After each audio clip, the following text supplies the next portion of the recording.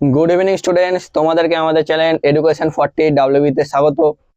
আমি তোমাদের রাহুল স্যার। আজকে তোমাদের ভূগোল ক্লাস হবে। ভূগোল ক্লাসের এটা পার্ট 2। আগের দিন আমরা পার্ট 1টা করেছিলাম। যারা যারা পার্ট 1টা দেখোনি তারা অবশ্যই পার্ট 1টা আগে গিয়ে দেখো, তারপরে এই ভিডিওটা দেখবে, তাহলে সবকিছু বুঝতে পারবে। চলো আজকে শুরু করি। আজ ভূগোলের শুরু করবো আমরা নদীর কাজ থেকে। কি শুরু হবে? নদীর কাজ। নদীর কাজ। আগের দিন আমরা কতদূর পর্যন্ত পড়েছিলাম? জলবিভাজিকা কাকে বলে, জলবিভাজিকা কি, তারপর হচ্ছে জলপ্রবাহের পরিমাপের একক কি, আমরা কিসের সাহায্যে জলপ্রবাহ মেপে থাকি। একটা হচ্ছে কিউসেক, একটা হচ্ছে কিউমেক। আজকে আমরা শিখবো কি? নদীর কাজ। নদীর উৎস থেকে মোহনা পর্যন্ত। উৎস থেকে কোথা?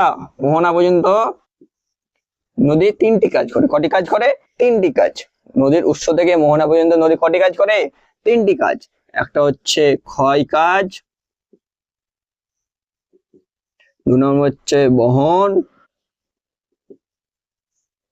ও 3 নম্বর হচ্ছে সঞ্চয়।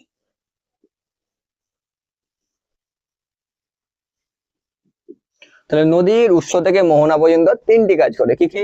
ক্ষয় কাজ বা ক্ষয় সাধন, বহন কাজ বা পরিবহন যেটাকে তোমরা বলো, আর সঞ্চয় কাজ বা অবক্ষেপণ। সঞ্চয় কাজ বা কি? অবক্ষেপণ। তাহলে উৎস থেকে মোহনা পর্যন্ত কটি কাজ করছে? তিনটি কাজ। তাহলে নদীর ক্ষয় কার্য, এবার আমরা বললাম নদীর কটি কাজ করে? তিনটি কাজ করে। কি কি? ক্ষয় কাজ, বহন কাজ আর সঞ্চয় কাজ। এবং এই ক্ষয় কাজ কি করে নদী? ক্ষয় কাজ আর বহন কাজ, এই দুটো, এই ক্ষয় কাজ আর বহন কাজ অনেকগুলো প্রক্রিয়ার মাধ্যমে করে। অনেকগুলো প্রক্রিয়ার মাধ্যমে করে। ক্ষয় কার্য আর বহন কার্য কি করে? অনেকগুলো প্রক্রিয়ার মাধ্যমে করে। সাধারণত নদী দু রকম ভাবে ক্ষয় কাজ করে থাকে। একটা হচ্ছে নিম্ন ক্ষয় আর একটা হচ্ছে পার্শ্ব ক্ষয়। সাধারণত কি নদী দুই রকম ভাবে ক্ষয় কার্য করে থাকে। কি কি? একটা হচ্ছে নিম্ন ক্ষয়, একটা হচ্ছে পার্শ্ব ক্ষয়। নদীর উচ্চ গতিতে, নদীর উচ্চ গতিতে সাধারণত কোন কোন ক্ষয়টা করে? নদী নিম্ন ক্ষয় করে। কি ক্ষয়? নিম্ন ক্ষয়। নদীর উচ্চ গতিতে কি ক্ষয় করে? নিম্ন ক্ষয়। আর নদীর মধ্য ও নিম্ন গতিতে করে, মধ্য ও নিম্ন গতিতে কোন কোন ক্ষয় করে? পার্শ্ব ক্ষয় করে। কোন ক্ষয়? পার্শ্ব ক্ষয়। নদীর উচ্চ গতিতে করে নিম্ন ক্ষয়, আর নদীর মধ্য আর নিম্ন গতিতে করে পার্শ্ব ক্ষয়। বুঝতে পারলে? নদীর ক্ষয় কাজ প্রধানত 5টি প্রক্রিয়ার মাধ্যমে হয়ে থাকে। নদীর ক্ষয় কাজ প্রধানত 5টি প্রক্রিয়ার মাধ্যমে হয়ে থাকে। প্রথমে আমরা বলবো ক্ষয় কাজটা বলবো, তারপরে বহন কাজ যাব। সঞ্চয় কাজ কোনো প্রক্রিয়ার মাধ্যমে হয় না, এটা মনে রাখবে। সঞ্চয় কাজ কোনো প্রক্রিয়ার মাধ্যমে হয় না, এটা মনে রাখবে। সঞ্চয় কাজ কোনো প্রক্রিয়ার মাধ্যমে হয় না। নদীর ক্ষয় কাজ যে প্রধানত কটি প্রক্রিয়ার মাধ্যমে হয়ে থাকে? 5টি প্রক্রিয়ার মাধ্যমে হয়ে থাকে। কোনো কোনো বই ছটি পাবে, এতে আশ্চর্য হওয়ার কোনো ব্যাপার নেই। কোনো কোনো বই কয়টি পাবে? 6টিও পেতে পারো। তাহলে 1 নম্বর কি? 1 নম্বর হচ্ছে জলপ্রবাহ ক্ষয়। কি ক্ষয়? জলপ্রবাহ। 1 নম্বর কি? জলপ্রবাহ ক্ষয়। 2 নম্বর হচ্ছে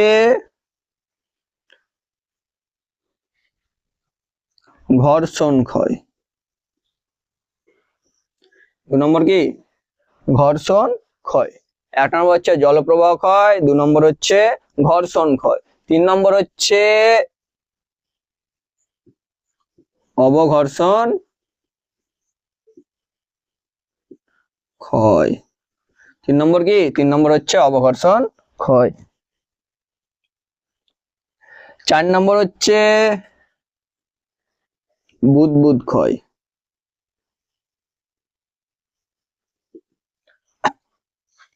4 4 নম্বর হচ্ছে বুদবুদ ক্ষয়, আর 5 নম্বর হচ্ছে দ্রবণ ক্ষয়।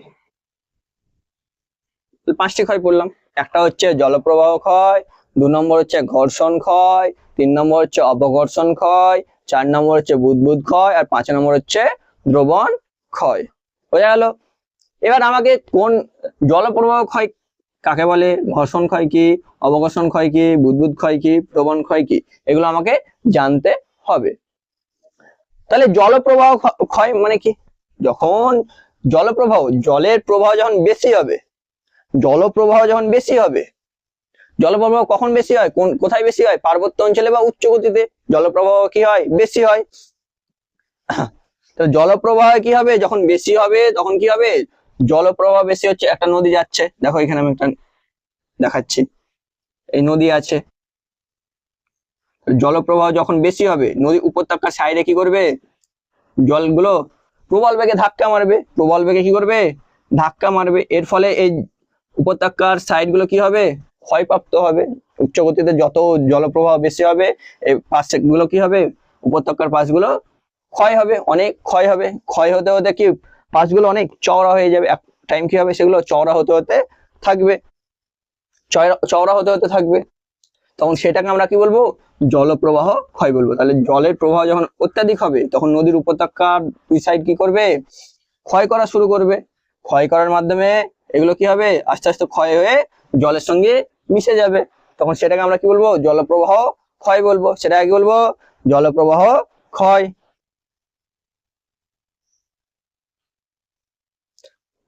এরপরে আসছে ঘর্ষণ ক্ষয়। এরপরে কি আসছে? ঘর্ষণ ক্ষয়। ঘর্ষণ ক্ষয় কি? ঘর্ষণ ক্ষয় কি? দেখো, যখন নদীর জল যাচ্ছে, নদীতে যখন জল যাচ্ছে, এই একটা নদী, নদীর মধ্যে যে জল যাচ্ছে, এই নদীর জলের সঙ্গে কি অনেকগুলো মোটা মোটা তোমার শিলাখণ্ড থাকে। মোটা মোটা কি থাকে? শিলাখণ্ড। এগুলো একে অপরের সঙ্গে কি মারবে? ধাক্কা মারামারি করবে। একে অপরের সঙ্গে যখন ঘর্ষণ করে কি হবে? সেগুলো ক্ষয়প্রাপ্ত হয়ে কি হবে? ছোট ছোট নুড়ি বালিতে পরিণত হয়ে যাবে। যখন একে অপরের সঙ্গে ঘর্ষণ করছে, ঘর্ষণ করার ফলে সেটা কি হচ্ছে? ছোট ছোট নুড়ি বালিতে পরিণত হচ্ছে। এটাকে কি বলা হয়? এটাকে বলা হয় ঘর্ষণ ক্ষয়। একে অপরের সঙ্গে যখন ঘর্ষণ করে ক্ষয়টা করছে সেটাকে আমরা কি বলছি? ঘর্ষণ ক্ষয়। আর অবঘর্ষণ ক্ষয় কাকে বলে? অবঘর্ষণ ক্ষয় যখন, অবঘর্ষণ ক্ষয় কি করে? অবঘর্ষণ ক্ষয় নদীর তলদেশে কি করে? ক্ষয় করে, নদীর তলদেশ ক্ষয় করে। অবঘর্ষণ ক্ষয় কি করে? নদীর তলদেশ, যখন কোনো নুড়ি বালি পাথর কি করে? নদীর তলদেশে আঘাত করে, নদীর তলদেশটাকে কি করে? ক্ষয়প্রাপ্ত করে, সেটাকে তখন আমরা কি বলি? অবঘর্ষণ ক্ষয় বলি। সেটাকে বলি আমরা অবঘর্ষণ ক্ষয়। বোঝা গেল? অবঘর্ষণ ক্ষয় কি? যখন নদীর তলদেশে কোনো শিলা বা নুড়ি বালি পাথর কি করবে? আঘাত মেরে ক্ষয়প্রাপ্ত করবে নদীর তলদেশটা, তখন সেটাকে আমরা কি বলবো? অবঘর্ষণ ক্ষয় বলবো। সেটাকে আমরা কি বলছি? অবঘর্ষণ ক্ষয় বলছি। এবার আসছে কি? এবার আসছে বুদবুদ ক্ষয়। তো বুদবুদ ক্ষয় কি? নদীর জলে কি অনেক সময় কি সৃষ্টি হয়? বুদবুদের সৃষ্টি হয়। নদীর জলে অনেক সময় কিসের সৃষ্টি হয়? বুদবুদের সৃষ্টি হয়। এই বুদবুদ কি করে? যখন এই বুদবুদ নদীর তলদেশে গিয়ে থাকে তখন এই বুদবুদের মাধ্যমে কি করে? নদীর ক্ষয় কাজ করে। নদী তখন কি করে? ক্ষয় কাজ করে। নদীর যখন বুদবুদের সৃষ্টি হয় তখন সেগুলো বুদবুদ হয়ে কি করে? নদীর তলদেশে ক্ষয় কাজ করে। তখন সেটাকে আমরা কি বলবো? বুদবুদ ক্ষয় বলবো। আর দ্রবণ ক্ষয় কি? নদীর উপত্যকা অঞ্চলে, নদীর উপত্যকা অঞ্চলে অনেকগুলো কি শিলা বা খনিজ পদার্থ থাকে। নদীর উপত্যকা অঞ্চলে অনেকগুলো শিলা বা খনিজ পদার্থ থাকে, যেগুলো কি করে? জলে দ্রবীভূত হয়ে কি করে? ক্ষয় কাজ করে। জলে দ্রবীভূত হয়ে সেখানে কি করে? ক্ষয় কাজ সম্পন্ন করে। তখন সেটাকে আমরা কি বলবো? দ্রবণ ক্ষয় বলবো। ক্ষয় কাজ মানে এখানে কি দ্রবীভূত হয়ে কেমন ক্ষয় কাজ করছে? ধরো কোনো কিছু দ্রবীভূত হয়ে গেল, দ্রবীভূত হওয়ার পর সেগুলো মাটির সঙ্গে বিক্রিয়া করে কোনো একটা ক্ষয় কার্যের সৃষ্টি করছে, সেটাকে আমরা কি বলছি? দ্রবণ ক্ষয়। তাহলে এই 5 রকম প্রক্রিয়ার সাহায্যে কি করে? নদী ক্ষয় কাজ সম্পূর্ণ করে, নদী ক্ষয় কাজ সম্পূর্ণ করে। এবার আসছে আমরা কি? বহন। এই বহন কাজও কি অনেকগুলো প্রক্রিয়ার মাধ্যমে করে থাকে। বহন কাজ কি অনেকগুলো প্রক্রিয়ার মাধ্যমে করে থাকে। তাহলে কি কি প্রক্রিয়ার মাধ্যমে? 1 নম্বর হচ্ছে আকর্ষণ। 1 নম্বর হচ্ছে আকর্ষণ প্রক্রিয়া। 2 নম্বর হচ্ছে ভাসমান প্রক্রিয়া। 2 নম্বর হচ্ছে ভাসমান প্রক্রিয়া। 1 নম্বর হচ্ছে আকর্ষণ প্রক্রিয়া, 2 নম্বর হচ্ছে ভাসমান প্রক্রিয়া, 3 নম্বর হচ্ছে লম্ফ দান প্রক্রিয়া। 1 নম্বর হচ্ছে আকর্ষণ প্রক্রিয়া, 2 নম্বর ভাসমান, 3 নম্বর হচ্ছে লম্ফ দান, 4 নম্বর হচ্ছে দ্রবণ। এই 4টে মনে রাখলেই হলো দ্রবণ প্রক্রিয়া। তাহলে আকর্ষণ প্রক্রিয়া কি, এগুলো আমাকে জানতে হবে। ভাসমান প্রক্রিয়া কি, লম্ফদান প্রক্রিয়া কি, আর দ্রবণ প্রক্রিয়া কি। আকর্ষণ প্রক্রিয়া এটা আমরা কি করছি, বহন কাজ। বহন কাজ যখন নদীর জলের সঙ্গে পার্বত্য অঞ্চলে বা কোথাও যখন কোনো শিলা বা শিলাখণ্ড আকর্ষণের ফলে, আকর্ষণ মানে আকর্ষণ মিন্স আকর্ষণের ফলে সেগুলো কি হবে, স্রোতের টানে আকর্ষণ হয়ে কি সেগুলো বয়ে আসবে, স্রোতের টানে আকর্ষণ হয়ে সেটা বয়ে আসবে, সেটাকে আমরা কি বলছি, আকর্ষণ প্রক্রিয়া। ভাসমান প্রক্রিয়া মানে কি, যখন নদীতে কোনো শিলাখণ্ড সেগুলো কি ভেসে ভেসে আসবে, জলের সঙ্গে ভেসে ভেসে আসবে, সেগুলোকে আমরা কি বলছি, ভাসমান প্রক্রিয়া।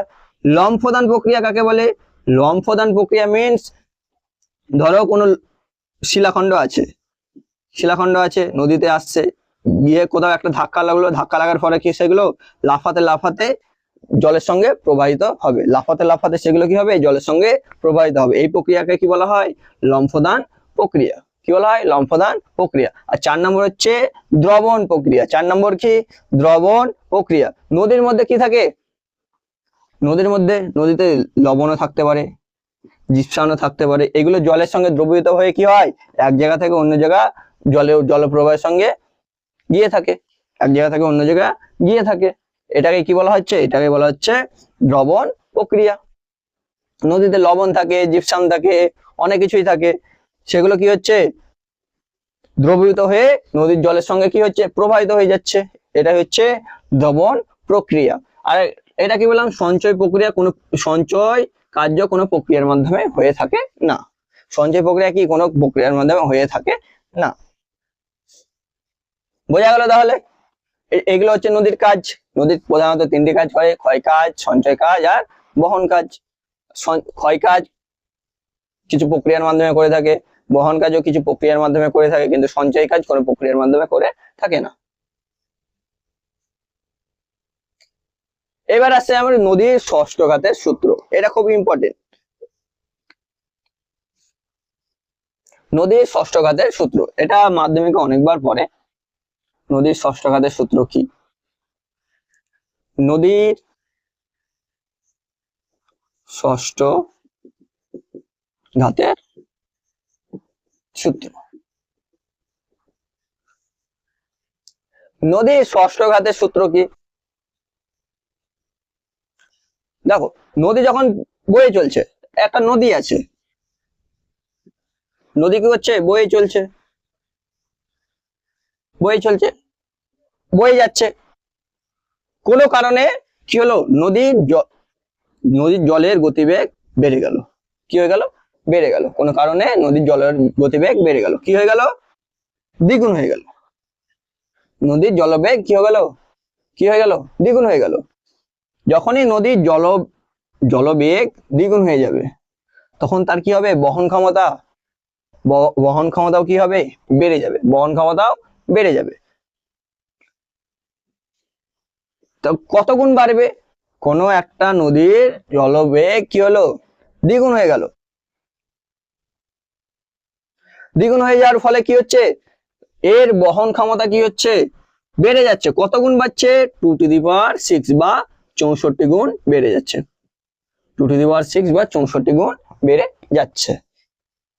তাহলে এটাকেই কি বলা হয়, এটাকেই বলা হয় নদীর ষষ্ঠ ঘাতের সূত্র। এটাকে কি বলা হচ্ছে, নদীর ষষ্ঠ ঘাতের সূত্র। কত গুণ বাড়ছে, 2⁶, সেই জন্য এটাকে কি বলা হয়, নদীর ষষ্ঠ ঘাতের সূত্র। তাহলে নদীর কোনো কারণে যদি নদীর গতিবেগ বেড়ে গিয়ে দ্বিগুণ হয়ে যায়, নদীর গতিবেগ বেড়ে গিয়ে দ্বিগুণ হয়ে যায়, তাহলে তার বহন ক্ষমতা কি হবে, তার বহন ক্ষমতা বেড়ে গিয়ে কত হবে, 2⁶ বা 64 গুণ হয়ে যাবে। একেই কি বলা হয়, একেই নদীর ষষ্ঠ ঘাতের সূত্র বলা হয়, একেই কি বলা হয়, নদীর ষষ্ঠ ঘাতের সূত্র বলা হয়। এই নোটস গুলো আমি তোমাদের হোয়াটসঅ্যাপ গ্রুপে দিয়ে দিব, নদীর ষষ্ঠ ঘাতের সূত্র কাকে বলে, তারপর যেগুলো পড়ানো হচ্ছে সব আমি ফ্রি হোয়াটসঅ্যাপ গ্রুপে দিয়ে দিব, তোমরা সেগুলো নোটস ডাউন করে নিবে। তাহলে নদীর ষষ্ঠ ঘাতের সূত্র কি, বোঝা গেল।